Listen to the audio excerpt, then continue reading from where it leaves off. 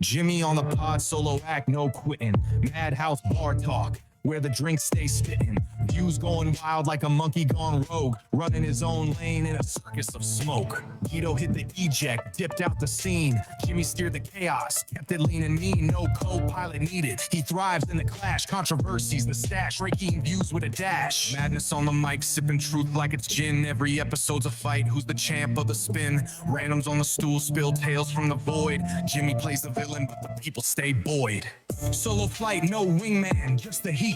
Questions unscripted, got him squirming in the seat. Joe Rogan whispers, but Jimmy got roar. Clickbait machetes hacking straight to the core. Bar feels alive when the topics get steamy. Listeners keep clicking, saying this fool's dreamy. Drama be the fuel, chaos be the plan. Welcome to the Madhouse, hosted by one madman.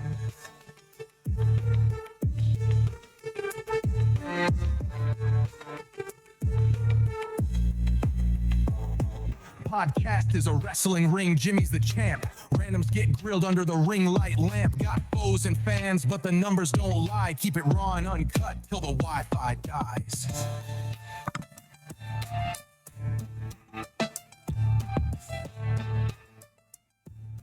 All right, here we are with Dave Slagle. Hey, how you doing? How are you doing, sir? Doing good, man. This cold, rainy day. It is a very cold and rainy day. So, for those interested in Dave, Dave is a rapper, local here. Yeah. In Elyria. Yep. You've been rapping for how long? I'm 31. Started writing at about 10 or 11 years old. Been doing it professionally for the past like 5-6 years. Okay. All right. So you were always into it? Yeah, you know, I was born in 94, so when the 8 Mile movie came out and 50 Cent came out, that was like my peak, you know, and I was going through a lot of stuff at home, and it just kind of gave me a way to channel all that. Yeah. Okay. Yeah, you had a rough childhood. I was reading about you, and there was a documentary done on you called, is that a documentary series, 30 years or 30 something or whatever it's called? So 30 Summers was an album that I had came out with, and me and iHeartMedia made a documentary to go with it, basically capturing the first 30 years of my life. I had a couple health issues, you know, that I probably should have died by like 19 or 21. So to celebrate me coming into my 30s and being able to even make it this far, we wanted to document from year one all the way up till 30. So when you say health issues, what all were the health issues? So being born, I was born with a full cleft lip and palate. I've had, I always forget, 6 to 8 surgeries from the time I was born up until I was 7 years old. Just full reconstructiveness. For those who don't know what a cleft palate is, basically my top lip was absolutely separated. I didn't have much of a top lip. My last major surgery was when I was in 3rd grade. I was 7 years old. They took a piece of bone out of my hip and they put it up in the roof of my mouth just to kind of stabilize everything. And then from that, I was in speech therapy from 1st grade all the way up to 6th grade. Wow. Okay. And then other health issues, I have a hormone deficiency. So I like to tell all my friends and men that are at 30, definitely go get checked, because when you hit 30, your hormone starts dropping. When I was 19, I got diagnosed with this issue. So I'm 31. I look like I'm in my mid-20s, though, and it's just because of having the testosterone deficiency. Most men at 17, 18, our test should be like 400 to 500. Mine was 17. Wow. Okay. So I get injections, like these big needle injections every 2 weeks into my arm, just to kind of help regulate all that. Wow. Jeez. Yeah. And that's life-threatening? Yeah. So I also have a thyroid issue that stems from that. And with the thyroid, basically it affects like my appetite, my body temperature. It's almost like having a check engine light on. You know what I mean? Uh-huh. So it kind of goes hand in hand. And if I don't take my thyroid medication for longer than 90 days, I could stroke out. My body could shut down. It could get like real ugly. My mom had to take Synthroid, I think was back in the day. Okay. She had cancer when I was a kid. When I was young, she had cancer in her thyroid gland. Wow. So they had to take it out, and then they actually tried to put it on the other side of her neck, but it never really worked. So she's had to take synthetic. I don't know exactly what she's on now. I know at one time it was called Synthroid. Okay. I know that it would make her moody. Like when it wasn't right, she was a rough person to deal with. Right. You know what I mean? I think they have it pretty well balanced out right now, or at least it seems that way anyways, I should say. Right. You know, but yeah, so it's been a rough start, huh? Yeah, I would say. That's a rough start. You got brothers and sisters? I do. It's kind of hard to explain because I don't just have like the same two parents. So when I was growing up, you know, my parents split up when I was 3 years old. You know, they just couldn't figure their stuff out. So my stepdad, John, came around when I was about 4. And that's when people talk about stepbrothers, but when it comes to my siblings, like those are my siblings, blood or not. There's no half. You know what I mean? So my older brother came into the picture when my stepdad met my stepmom. That's my older brother, Chris. And then when my stepdad and my mom got together, they had my younger brother, Tyler. So Tyler was born when I was 4. So that's 2 of my brothers. And then my dad happened to get with my stepmom, right? And they gave me 2 more siblings. So I have a little sister and a little brother. My sister's about to graduate. My little brother's about to be 17 in July. So he's like a year behind her. And then I have 2 other siblings that my dad, he adopted, but not from like a foster care. He basically married this lady. You know, their dad wasn't really around, so my dad like paid to legally adopt them, I guess. So they had like our last name. And then tragically, I lost my older sister from that in a car accident in 2011. She was living in Little Hocking. Is it Hocking Hills or Little Hocking? It's Hocking Hills is Hocking the thing. Hills. I don't know if Little Hocking is. I don't know. Maybe not. So she was living in like Marietta, Hocking Hills area. She got hit by a drunk driver, flown out of the car, no seatbelt on. She was basically brain dead when they got to the scene. I feel like Marietta's got to be something different because Hocking Hills is more that way. Right. I think. Southern Ohio border. Marietta's like up 77. Okay. Where Hocking Hills is more like to the west. Oh, gotcha. Southwest, I would think. Right. But I don't know. What do I know? There could be something out there called Little Hockings. I don't know. I Maybe really not. don't know. But yeah, though that's sad. How old were you when that happened?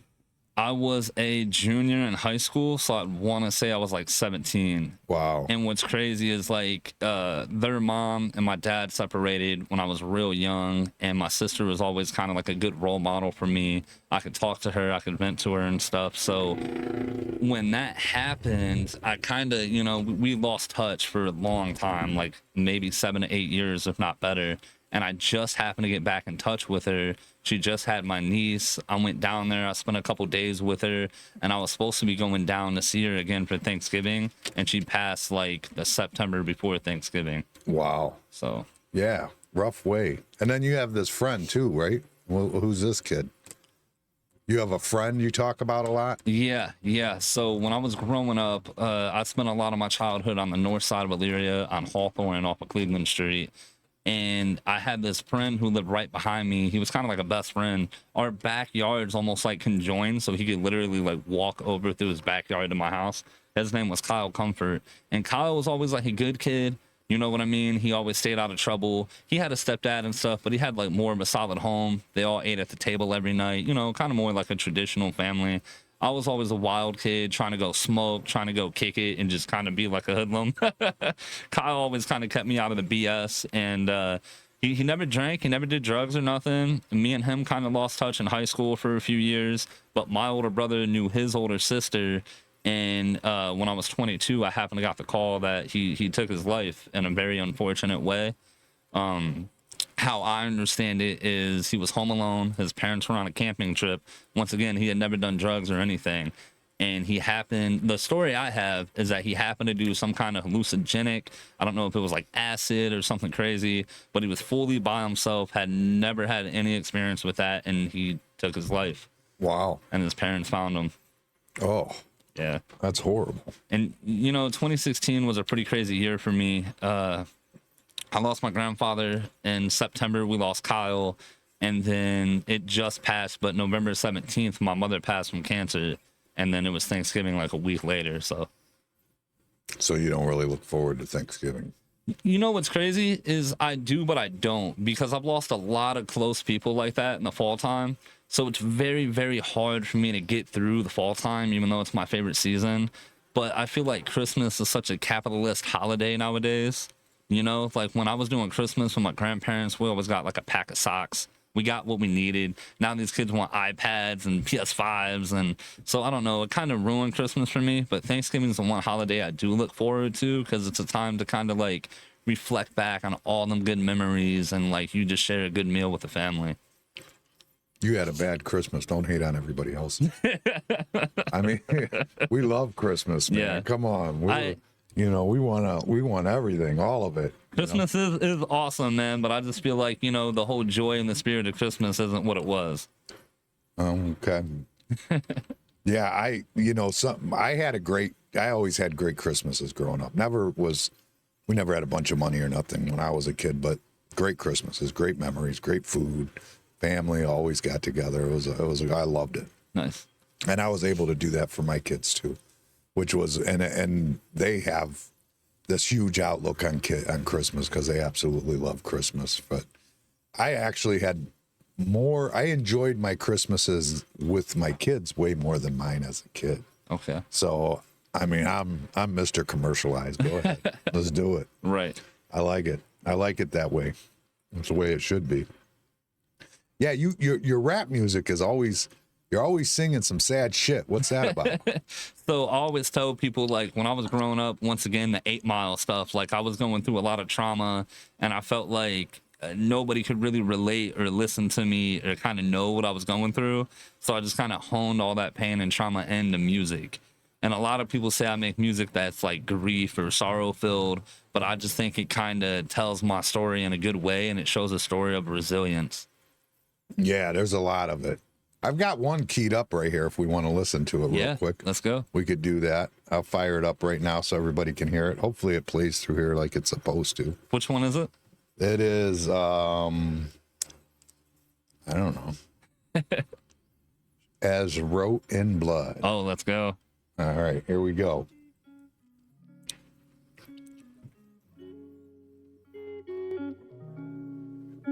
Mi amo es Diablo.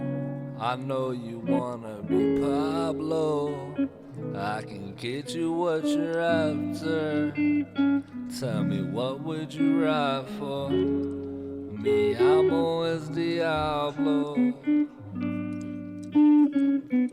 Over here it's original. Alright. I see you, I know who be watching. Homies ain't counting pockets. Real friends watch surroundings. Any demons block or ride with some angels. From angles with goblins. Turn a halo to a firing pin. Bullseye any target.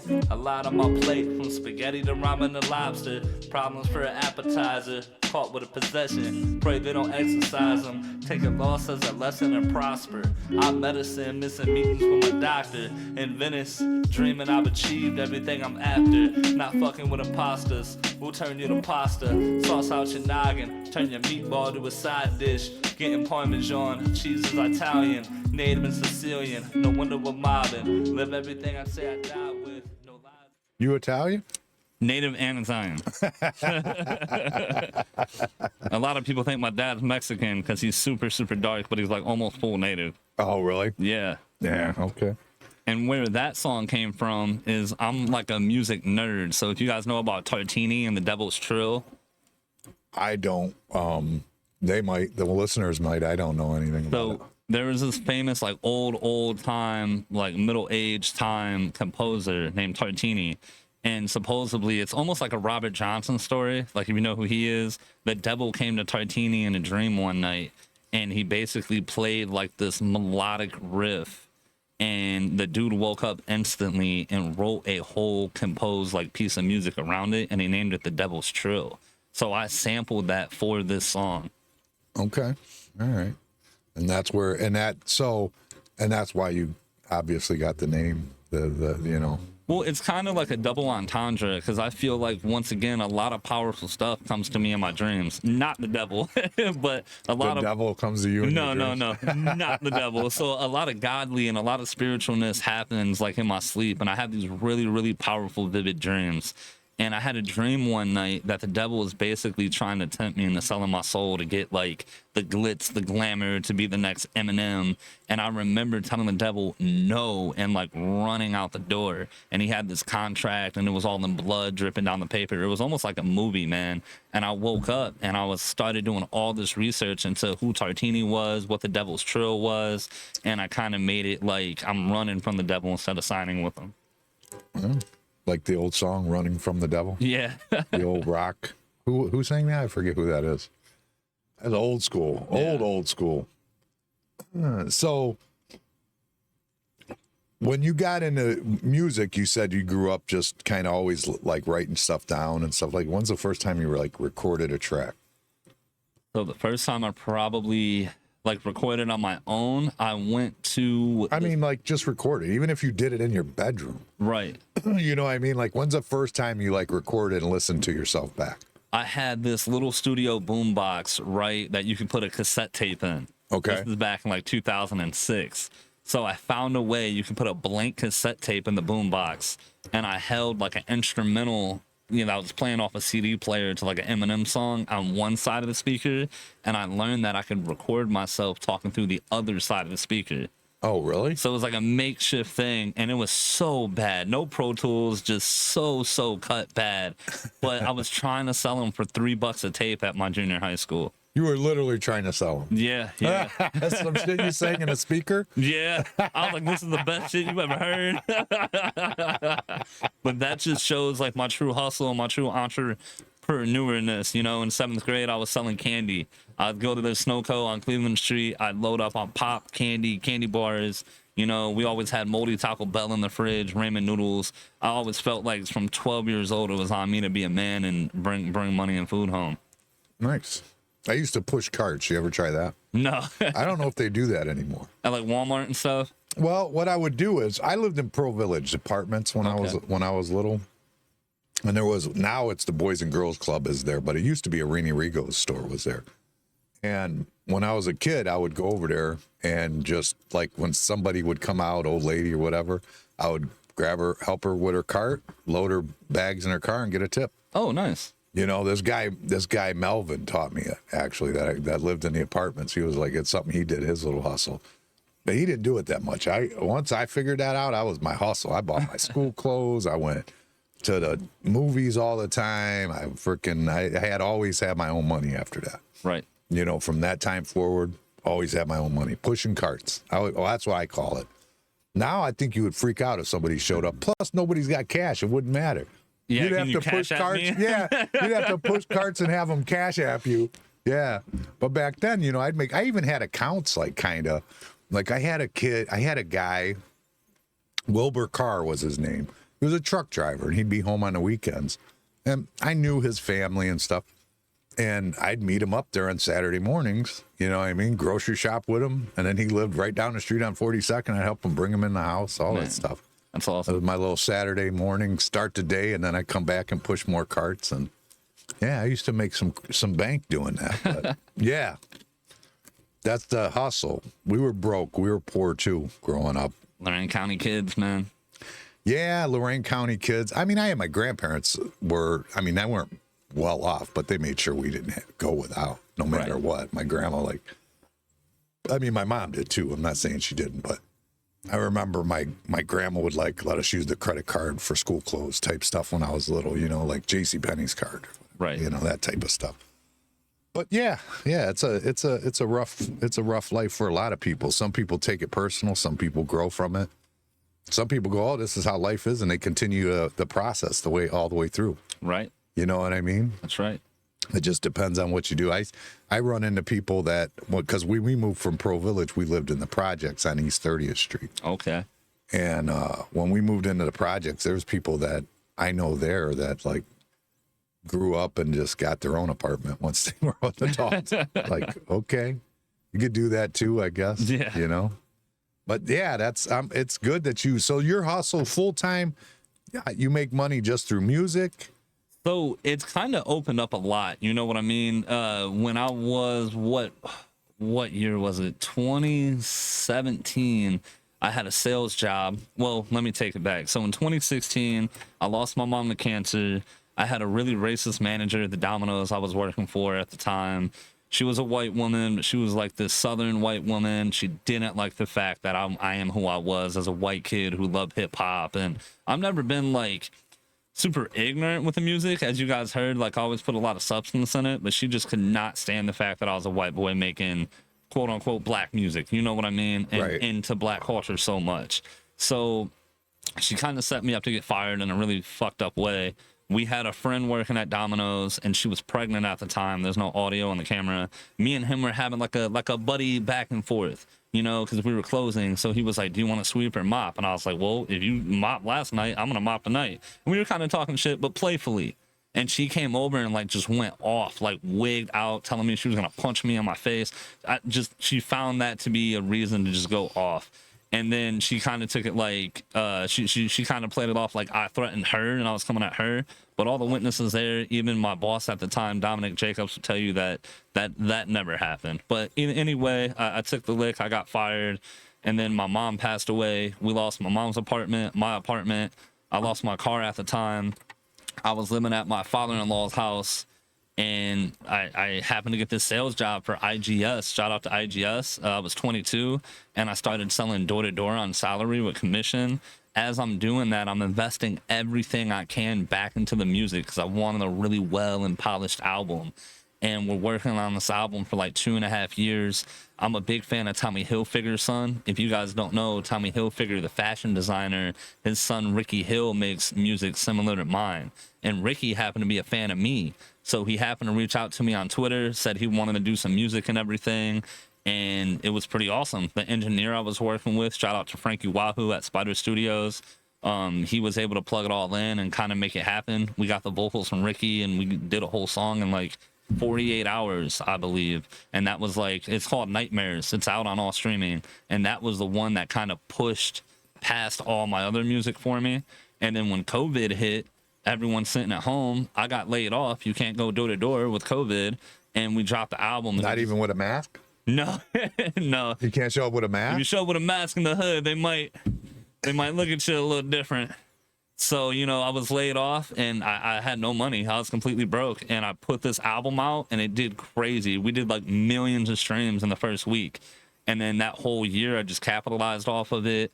My brother introduced me to Tony Ferguson, aka the Insomniac. So if you guys listen to the real 106.1 iHeartRadio in Cleveland, you'll hear Tony on there all the time. He's like the head DJ and everything. Me and Tony start working together. He gives me my first iHeart interview. And, you know, they do like 6 million views a month. So that started giving me a platform. And then I happened to meet an old business partner who said he was looking for someone who knew how to do marketing. And from the sales jobs and me pushing my music, I was like, I could probably do some marketing. So I messaged him, and then we went into business for a Puff and Roll Smoke Shop on North Abbey Road in Elyria. And, you know, it was tough. It was tough. He didn't have a lot of money at first to put into it. You know, when I first started, there was wires hanging down. There was paint buckets. Like, we weren't even really ready to be open. And that first month, I think we only did like $1,500. Like, no profit, like, you know, just $1,500. But I was the face of it. I went and picked up the inventory. He was kind of more like a silent partner. Like, he fronted the bread to kind of make it all happen. And I played 5 different roles in that shop, you know. And then by the 3rd month, I think we were doing like 10 to 15 grand in profit. So it just kept going. It kept going. It kept going. And then by the time we hit a year, I believe we were doing like $43,000 to $47,000 a month in profit. Jeez. And then there was something that happened. I don't want to go into it for a big reason, but I ended up buying a house. 2 weeks after buying the house, he had another business fumble, and he kicked me out the shop. Oh, no kidding. And I was flat broke. I had nothing to fall back on. I went $10,000 in a credit card debt because I just bought a house. So we were buying furniture, and I'm thinking, great, next week I'm going to get my check from the shop. None of that happened. Whatever he had happen, happened. And we parted ways, and I was like, what do I do at this point? I'm making a little bit of money off the music, but what can I really do? Because I tried to go back to a day job, and I was like, man, this just ain't me. I feel like I'm more creative. I feel like I got a stronger hustle than just work at a day job. And I started a marketing company. And that's all you've been doing now is the marketing and the music, huh? Yeah, so I lost my business in 2023. And ever since then, I've been running this marketing company up. I started with one local smoke shop. Shout out to Smokers Express in Sheffield.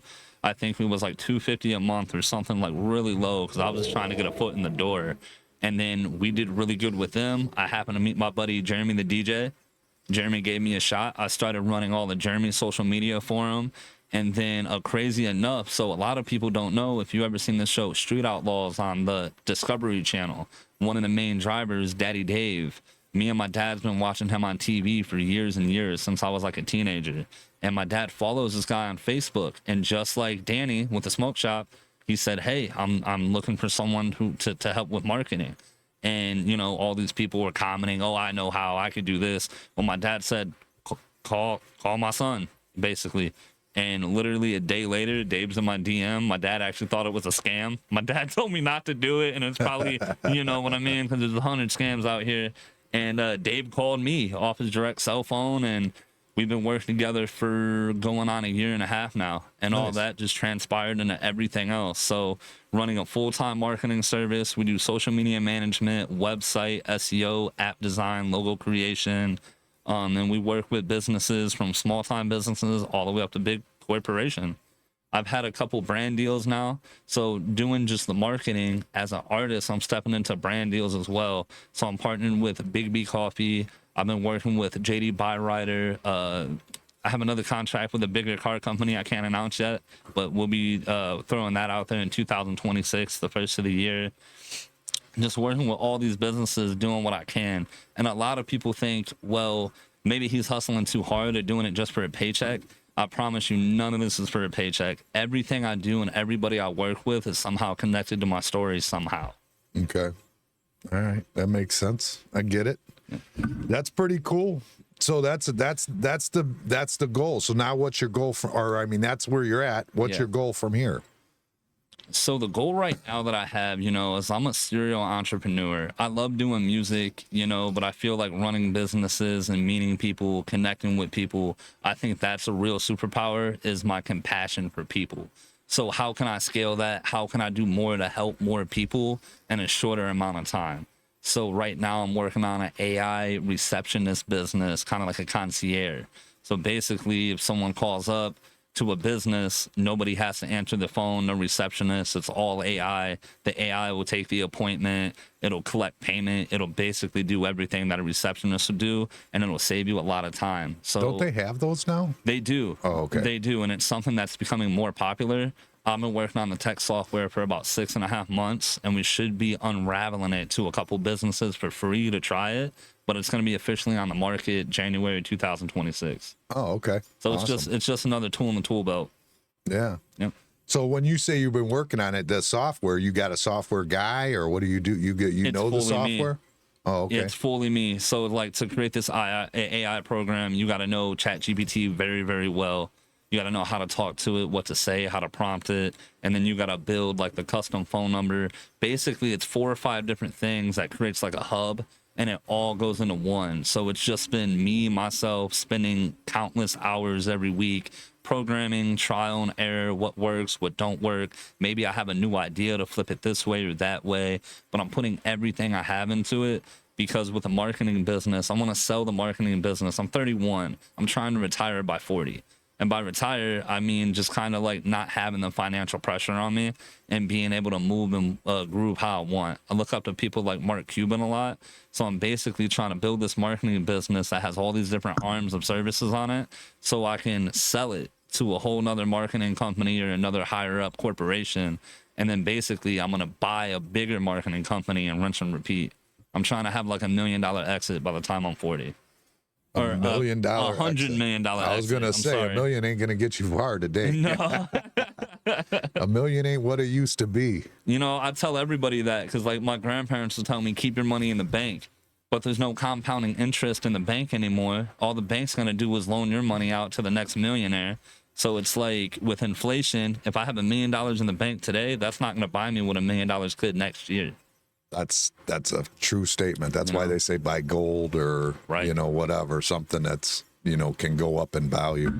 Because a dollar, I mean, other than the fact that it's got some historical value or whatever, that's a $5 bill is still to the government. It's still a $5 bill no matter when it was printed. You're right. So, I mean, that's just the way that is. Also, another big thing for assets is, you know, I do stocks, I do crypto, and sometimes you lose, right? You just have a bad day. So I started buying tangible things, you know, like firearms.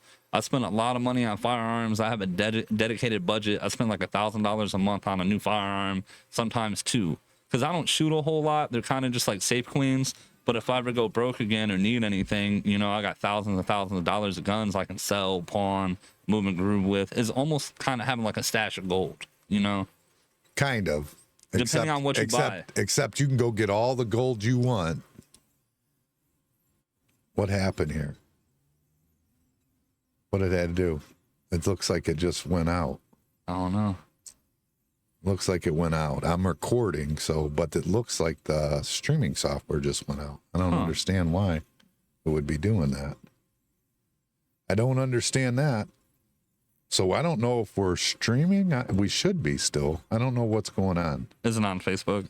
It is on Facebook. Yeah, it was streaming, and it says we're live, but I'm not seeing it. But there's nothing here that would... Nope. Yeah, look. Should be live. Unless that's like the old... That might be just past. I don't know. But it's not showing it on us on here. Yep, I'm not seeing it. It's not. It's not froze live. up. Yep. I wonder why that is. What the heck happened with that? That's a stupid problem they have in the middle of a you know, Jesus. What is? I don't see any way to fix it either. Could you start the live over? We could start the live over. Okay. Yeah, we could, but I don't know what would happen. Because then I'd have to, there, I just hit refresh. I don't know what's going to happen. We shall see. To be continued. Something went wrong. I said, something went wrong. Says live. Still says live. I don't know. Says we have viewers, but not very many anymore. I don't know what to do. I really don't know what to do with this one. I guess we're just going to keep running, and then we'll run this on YouTube, and if that's gone, it's gone, you know? Yeah. I don't know. Or maybe I'll hit end right now and then hit restart it or something. Disconnected record. Well, I don't know. I don't know what it's doing. Shit's popping up and stuff. There it goes. It just went away. All right. Okay. What a dumb thing to happen. Technical difficulty. Yeah, right? What the heck? I always say, man, technology is made by flawed humans. Yeah, well, not anymore. Computers and AI are going to create it all. Yep. You know? Yeah, I mean, anybody who wants to see it can continue watching, I guess. We'll make sure we put a video or a short out there. They can go find it on YouTube or Spotify or wherever else we're at. The video's up on Spotify and YouTube and Patreon, maybe? I don't know. Goes everywhere. Everywhere. Yeah, that sucks. I don't know. I never had that happen before. Where were we at anyways? I can't remember. Oh, we were talking about the AI platform I was building. Oh, okay, yeah. So, well, no, you were trying to get rich or die trying. That's Basically. what you were talking about, yeah. Building wealth.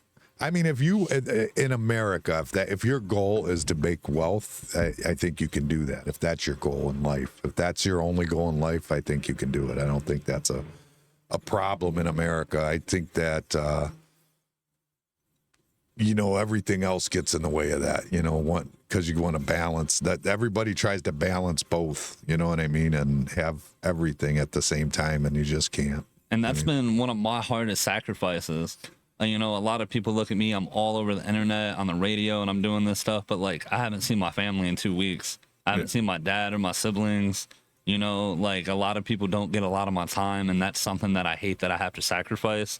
But I know at the end of the day, my dad's proud because I'm out here every day trying to take care of the family. Yeah. Just like he would, you know. My dad's been a blue-collar man. We always joke that he was born and he came out with hammer and a pair of work boots. Yeah. What's he do for a living? So my dad's into construction. He did drywall for a very long time. He started doing drywall when I was like 2 or 3. Before that, he was a mechanic for Mike Bass Ford certified. Who's he hang drywall for, himself? Yeah, himself. Lorraine Interiors is the name of his company. So Oh, I know that company. yeah, so Yeah, I know who they are. it's ran by my father and my stepmom. They've been running it now for, a very long time, but now they're doing painting, they're doing other stuff. They're into like the commercial property. Yeah. Yeah, so That's all I ever did was a commercial, but I had James Interiors and Genesis Interiors. Okay. They know who I am. Lorraine Interiors know who I am back then anyways. I don't do it anymore. Well, I do, but I just do little stuff now. I don't mess around with none of the bigger stuff anymore. That's something me and my dad talk about because I feel like he really wanted me to follow those steps. But I did drywall with him in my teenage years, and it kicked my ass. I was trying to smoke and hang out with the homies and be a teenager, and my dad's waking me up 6:30 in the morning. Got to go finish drywall, and it really, ingrained that hard work into me. But I feel like me doing marketing and music, he kind of wishes like I'd take over the family business. But I told him like, Pop, it's 2025. There's a much easier way. Well, I mean, there is, but we need the other too. Oh, for That's sure. the problem. We do need the other. My little brother, I felt that way with him whenever he went to the Carpenters Union with me because at the time we had a union outfit. James Interiors was union. And Genesis was a non-union, but he served his full apprenticeship and everything, became a journeyman, and then he went off to college, and then he moved to Hawaii. Oh, wow. And I was so bummed, like, at the time. But then when he died and I met all of the friends that he had in college and stuff, I'm like, God bless him. I wish I'd have done what he did. You know what I mean? I mean, Right. he's got a great group of friends all over the world and, or did, I should, but yeah, I mean, there's more than one way to skin a cat, but the problem is that most people think there's a better way out there. Yeah. And unfortunately there is a better way. The difference is that if you go into construction, you're 100% guaranteed that life. Oh, yeah. Where when you go into like social media music, that's not a guarantee. Not at all, That's- especially being a rapper. That's like when I was a kid, Charles Barkley did that commercial where he said, I am not your role model. And he was referring to your role model should be a school teacher, That's should be right. a police officer, those are role models. Most of you aren't going to make it to the NBA. You know what I mean? That's what his game was. So, And that's kind of why I started doing marketing, because as much as I love music, like that first year I was with iHeart, I invested $75,000 into my music. And I broke even. So it helped, and I got a lot of looks and exposure, but I didn't get a lot of money off of it. So I started kind of pivoting more into the marketing company because I was like, that's how I'm going to feed my family, yeah, you got to do something because music is one of those things you just have to, like Oliver Anthony's a perfect example. Yep. He literally went out in the woods, made a YouTube video of a song that, Richmond, north of Richmond? Something like that. And that from there on, that guy is unstoppable. Yeah, he was on Joe Rogan. It was just one song, but I seen him at Put-in Bay, and I recorded a video of his concert, or like just one song, not even a whole song. And I recorded a video of it and put it on TikTok, and it got millions of views. Oh, wow. And it anything you bring up Oliver Anthony, there's like boom, they blow up. Right. Because people are interested in the guy because his music's good, it's real, it's Natural. different. Yeah, it's natural, yeah. Because you hear about these industry plants, these labels put $10 million into somebody and they flop. Oh yeah, You yeah. know? I mean, you get that one hit. That's all that matters. Once they know you, they're willing to listen to your less than perfect. Yeah. But they need to know you first. But then there's a lot to be said too about. I mean, a talented guy that really puts the work in and wants to be somebody that's. I mean, they don't just get it because they're talented. Those people are putting in the work. They're not accepting a song that's going out. They really are putting their heart and soul into everything they put out. You know what I mean? That's why they hit so many times. Or like, I hate to bring it up, but Taylor Swift is a perfect example. That she puts a lot of thought into every single song that she does, along with the albums and the Easter eggs and all the other, yeah. But I mean, not that I listen to it, but I've seen interviews with her and I see how she, how much she puts in it, and I can respect that. And that's kind of been my whole thing. Like that's why I put so much substance into my music. Sometimes it's depressing, but it's a way of getting my story out there. And like that first project I put out, during COVID was called To Cleveland and Beyond. I'm a huge Buzz Lightyear Toy Story fan, and I felt like I just had a feeling me creating this album, spending so much money on the production, getting big features for it, like I felt like it was my story to go from this local kid into who I'm starting to become. So everything I do, you know, 30 Summers is a tribute to my life and my story. And I want to tell people that they get it misconstrued. There's a lot of money to be made in the music industry. You just have to know how to make it. I see a lot of people doing local shows a couple times a month. You're wasting a lot of your time doing that. You know, I went all the way out to California and performed. So I'll tell you a quick story. There's this 90s hip hop guy, like from the 90s era, named Cormega. You know, he came up with Nas and a couple people out of that scene. And he went to prison early, so it's almost like they stunted his growth, so he didn't hit like that Nas kind of light. But I've always been a huge fan of him. Shout out to my brother Cooch for showing me who he was. We ended up booking a show as an opening act for Cormega in Philadelphia in like 2018, and we did very well. Like the show went really well, so they invited me to come to LA to open for Cormega out there. And what's crazy is when we got out there was people that were from Philly in the Philly crowd that went to LA. So when they seen me, they were like, whoa, bro, like you're all the way out here, you know? And it's stuff like that that you lock in with real fans and people will start following you because they see how serious you are. But at the same time, when I co-headlined with Cormega in LA, there was a couple label reps there.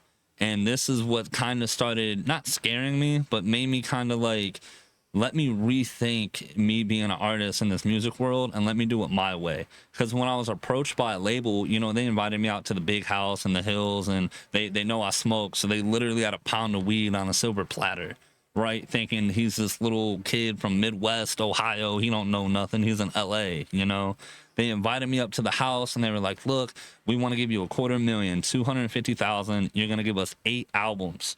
So that means I get one check for $250,000 and I have to do 8 albums. And the contract, they had perpetuity. So they own my likeliness, my name, my image, everything. And basically I could turn in the best album of my life and they could be like, it fucking sucks. We need you to do a pop album. I'm not a pop artist. And if I don't do it, now I'm shelved and I'll never be able to make music again. Right. So my boy who I was out there with, his cousin's an entertainment lawyer. She looked over the contract. We had like a brief break to go over everything. And I made a song about this called I Met the Devil on Melrose, because I seen the nicest label people I met turn into the most meanest, rudest people you will ever meet. These people had the weed on a platter for me. They were so nice, so sweet, you know, so loving. When I came back in and said, hey guys, thank you guys for bringing me up here. I appreciate everything you're doing for me, but unfortunately, you know, I don't really align with everything in this contract and I'm not going to sign it. It switch flipped. You're going to die a poor white kid in Ohio. No one's ever going to hear you. Your music's never going to go anywhere. Like they fully try to beat me down because I wouldn't sign for that because they knew they had me if I did. Right. So in turn, when I came back home, I rethought the whole process and I was like, how do I do this the right way without having to sign my life away? Yeah, and that's kind of what happened with Oliver Anthony, bringing him up. That's I know Joe Rogan's talked about, like he's like, yeah, you didn't need him to get here, so why you need him now? Exactly. Know? So, but he's a next level type of guy. I don't know how much money that YouTube pays for. But I mean, I think that Richmond, north of Richmond, when it came out, had tens of millions of views for sure. Yeah. And I don't know how much they're giving per million. I don't know if it's like. All depends on the CPM. Right. That's what I'm saying. On that music, I really don't know if it's like 5, 7. I don't know what it is. You know what I mean? Right. I really don't know. But it definitely was pretty wild. I mean, I was impressed for sure. But yeah. So. Your goal now is to just try and get rich, and that's where we were at originally. I asked you what you're looking at to do in the future. Just trying to expand on who I am. Yeah, I would say the goal is to build wealth, but as long as I remain who I am and I'm doing what I do best and I'm naturally meeting and spreading the message, I feel like it's kind of like I'm gonna end up wealthy. What's the price you would have signed that contract for? So I'm gonna get into this. I had another label hit me up after working with iHeart. You know, I've had 6 #1 songs through iHeartRadio in 3 years. Okay. So that gave me a lot of leverage to start to talking to other people. I was talking to my manager and I said, look, Def Jam is like an iconic label, right? I'm a huge Method Man, Wu-Tang fan, like Jay-Z, all these guys. So I was like, I think I'd fit nice if I were to sign on a Def Jam imprint. We were talking to the A&R. We got the numbers figured out. He said, what do you want? I said, I want 1.6 million for 3 albums, right? After taxes, after everything's wiped clean, I have $1 million clean. So that was kind of like the goal. But after leveraging and everything, they were still wanting me to do like goofy shit. They were like, well, if we give this to you, you have to do TikTok dances. You have to kind of be the cringy social media dude. And it just didn't work, you know? So nowadays, if somebody wanted to sign me, it'd probably be a couple million, but I'd have to do like a licensing partnership deal. So it's my label partnered with their label, and I'm not directly signed to them, so they can't control me. Because you don't want to dance. No. I am on TikTok, and I am technically a social media influencer now, but I'm not dancing.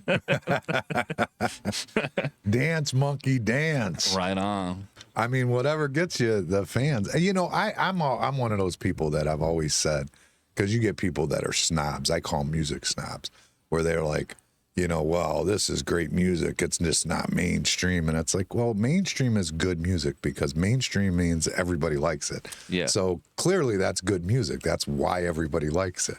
Right. That's like saying Dr. Dre was not great music. It was mainstream, like The Chronic, you know, it's like, you're out of your mind. That was like the greatest album of all time. Right. And the music was the greatest, but you've got music snobs who think, oh, he was sellout and this bullshit. He was making good music, period. Yeah. You know, that's the way I look at it. I'm not saying everybody does, but that's the way I look at it. And you know, I play that in the features and the way I do music. I don't do a lot of features at all because I'm trying to protect my brand and I have a certain sound that I like. Like all the beats you hear me rap on, I produce probably 98% of them.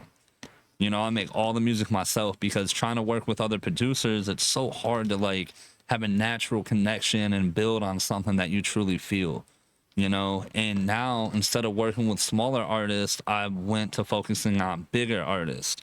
So that's how, like, I don't know if you guys know, but we got a Snoop Dogg song currently out on my Patreon. It's me featuring Snoop Dogg called The City of Angels. It's on Patreon right now. It's going to be dropping in January on all streaming platforms as well. Why is it wait until January to drop? Because part of the deal and how it's not AI or nothing, you know, it's a real deal, Holyfield. I got to FaceTime Snoop. We got to talk about the song and everything. The way I sign with the feature and I got it for such a good deal is I have to split the royalties with the producer 50-50 up until they recoup. And I think it's like a 6% interest on the recoup. But that's only for streaming, mechanical, and performance royalty. So being the entrepreneur I am, I put the song strictly on my Patreon and I was selling it for $9.99 a single. So you buy the song for $10, you get an email to you, you have an exclusive file. And the way we did that is because that's 100% of my profit. So anything we make on Patreon is mine. So I try to build this exclusive community and bubble through my Patreon and let all my main supporters and listeners get it first. And then we put it on streaming for the rest of the world. Okay, I got you. And I learned that through Nipsey Hussle. If you guys know who he is, when I was out in LA during the whole label thing, I got to meet his team. I met his brother, Black Sam. It was unfortunately like a few days after Nipsey had passed, but I got to go and see his store. Do you know about Nipsey at all? No, I don't know none of that shit. So like a quick thing is Nipsey Hussle, you know, just like me, they kind of call him like the Tupac of this generation. There was a lot of substance in his music, a lot of trying to fight past what you're born into to become something more. His whole thing was called the marathon. You know, life is a marathon. You get tired sometimes, but you get that second wind and make it happen. And he had this clothing store where they shot Boys in the Hood. In the middle of the hood, Crenshaw and Slauson in LA, he had like this corner plaza. And he had the Marathon clothing store, and he owned the whole plaza and like 8 shops in there. You know, and what they started doing was in 2018, nobody really had QR codes yet. So what they were doing is they put a QR code on the tag of the shirt and they say, hey, if you buy a shirt and if you scan it, you get this song 3 weeks before anybody else does. So when I was down there and I seen them, they kind of taught me that same system. And this is before McDonald's, major corporations were advertising QR codes. So they kind of gave me this technology sauce to start using as an artist. And when I came home, I started doing that just to give my people kind of like exclusive access to what I'm doing. You know, and I just kind of used that and ran with it. But shout out to Black Sam. I have a Nipsey Hussle feature on the way, not AI. Me and his team kind of met. They helped manage me on the West Coast and helped me get like publication and stuff out there. And it just seemed a good thing. They had a couple features laying around. They're putting out another album for him. And they said, we just want to bless certain artists with features from him to go along with the promotion of the album, with artists that we really feel embody what his message is. And my whole fight through life, my whole story, they really felt that I was one of the ones that connected with that message. So shout out to Black Sam. Nice. Marathon continues. Yeah, that's awesome. That's pretty awesome. All right. Well, I got to get ready to do trivia tonight. Tonight's trivia at the Madhouse. Nice. Trivia, and we got our 67-cent wings, so it's probably going to get busy down there. 6, 7. Do you see that? Did you see that? Do you know that thing hit 1 million? That's crazy. It hit 1 million. It hit 1 million today, actually. Dang. It hit 1 million views today, about 11:30 or so, somewhere around there. Congrats, man. Yeah. That's awesome. That was pretty funny. Yeah, I didn't think it would take off like that. It's weird how that works. I don't get how that works, because it went out on 2 different Instagrams. It went out on TikTok. It went on Facebook, YouTube. One Facebook got 20,000 views. One got maybe 5,000, I think, on TikTok, 6,000 maybe. Right. One Instagram got 600. The other one got 1 million. Like, what in the world? Like, it just doesn't make sense to me. Lightning in a bottle. Yeah, you never know which one's gonna go whoop and take off. You know, Yep. it's a weirdest thing. But yeah, I'm gonna get out of here. I'm glad you stopped in. I'm glad you came in, told your story a little bit. You've been helping us with our social media for the last 2 weeks or so. Yeah. And you're supposed to be doing it for the next 90 days minimum. See how it works. We're seeing green so far, so we're doing all right so far. Well, I've had some good content going out, so I can't give you that credit. I would love to, but Partnership. I mean, when you got Nancy Smith and Amber Smith in there with the story and everything right after it hit the newspaper, And that was so sad, man. that was gonna spike up the numbers no matter what. That's gonna. They're gonna be here tomorrow at Thursday at 5:00. Amber's gonna be here. She's trying to get people to write letters to the prosecutor and stuff like that. So she's gonna have like a letter signing for a bunch of people and try and get something resolved. I mean, it's got to stop. Her mom needs to stop going through that. Yeah, for sure. It's absolutely horrible. All right, thanks for coming in. All right, man. Thanks for having me. Jimmy on the pod, solo act, no quitting. Madhouse bar talk, where the drinks stay spitting. Views going wild like a monkey gone rogue, running his own lane in a circus of smoke. Guido hit the eject, dipped out the scene. Jimmy steered the chaos, kept it lean and mean. No co-pilot needed. He thrives in the clash. Controversies, the stash, raking views with a dash. Madness on the mic, sipping truth like it's gin. Every episode's a fight. Who's the champ of the spin? Randoms on the stool, spill tales from the void. Jimmy plays the villain, but the people stay buoyed.